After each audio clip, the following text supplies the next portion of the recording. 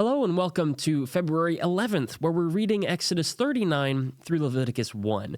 These chapters end off the second book of the Bible. Yes, we're already here. We're at the end of Genesis and of Exodus.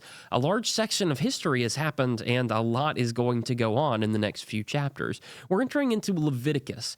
These are going to be rules for the Israelites as they head out of just the establishment of the tabernacle and actually have to figure out how to live and how to work within God's new society. God has promised a covenant with them. God has approached them and offered a deal. They've taken the deal, but they don't know what goes into it. And so Leviticus is going to help us to kind of understand that. That's where we're going. If you're interested in sticking around for the more detailed breakdown, then I would say chapter 37 covers a lot of good information that goes along with being a priest, especially what the priests are to wear. We talk about the ephod, the breastpiece, the robe, other things, the tunics, the headdresses, the diadem, etc.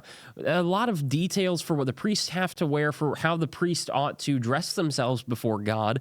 And so if you were a priest, these would be pretty important because they would tell you your outfit and your uniform for day-to-day work.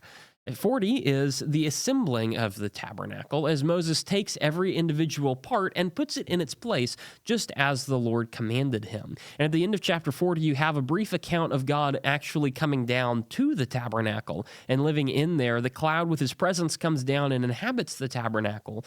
And it means that God's presence is down there with his people and actually spending time with them. It's an exciting prospect.